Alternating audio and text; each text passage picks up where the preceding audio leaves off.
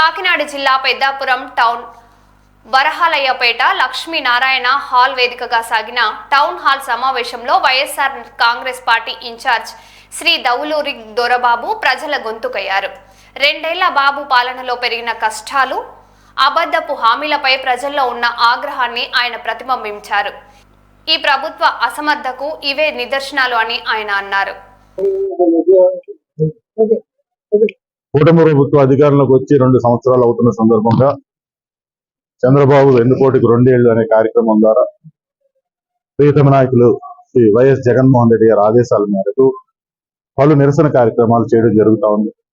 అందులో భాగంగా ఈరోజు పెద్దాపురంలో రౌండ్ టేబుల్ సమావేశం ఏర్పాటు చేసి ఈ 2 సంవత్సరాల్లో చంద్రబాబు నాయుడు చేసినటువంటి అరాచకాలని, కూటమి ప్రభుత్వం చేసినటువంటి ఈ మోసాలని ఈరోజు వైఎస్ఆర్సీపీ పార్టీ నాయకులు, కార్యకర్తలే కాకుండా ఈ వైఎస్ఆర్సీపీ పార్టీకి సంబంధించినటువంటి వ్యక్తులు కూడా ఈరోజు ఈ సమావేశంలో పాల్గొనడం జరిగింది.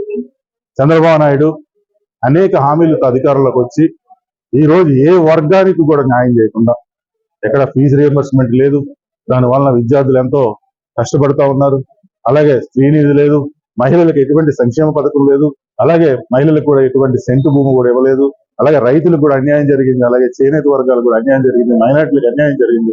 అన్ని వర్గాలకు కూడా అన్యాయం చేసి వాళ్ళు ఈ రోజు ఈ 23 నెలల్లో 3,20,000 కోట్ల రూపాయలు అప్పు చేసి ఏ సంక్షేమ పథకం లేకుండా వాళ్ళు దోచుకునే విధంగా ఈ రోజు పరిపాలన జరుగుతుందని ఈ రోజు ప్రజలకి వివరించడానికి ఈ రోజు కార్యక్రమం ఏర్పాటు జరిగింది.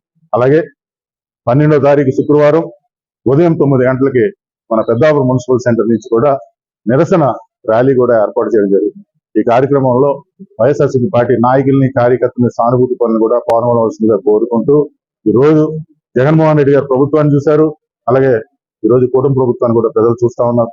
ప్రజలందరూ కూడా, అన్ని వర్గాలు కూడా ఈ రోజు ఒక మహానాయకుడిని, ఒక మంచి నాయకుడిని కోల్పోయాం, మనం మోసపోయామని చెప్పి మళ్ళా వచ్చే ఎన్నికల్లో మళ్ళా జగన్మోహన్ రెడ్డి గారు ముఖ్యమంత్రిగా చేసేందుగా ఈ రోజు ప్రతి ఒక్కరు కూడా ఎదురు చూస్తారని తెలియజేసుకుంటూ, ఆయన ముఖ్యమంత్రి అయిన తర్వాత ఇళ్ల పట్టాల దగ్గర నుంచి అన్ని సంక్షేమ పథకాలు కూడా ప్రజలకు అందజేస్తామని సందర్భంగా తెలియజేసుకుంటూ సెలవు తీసుకుంటా ఉన్నాను. జై జగన్.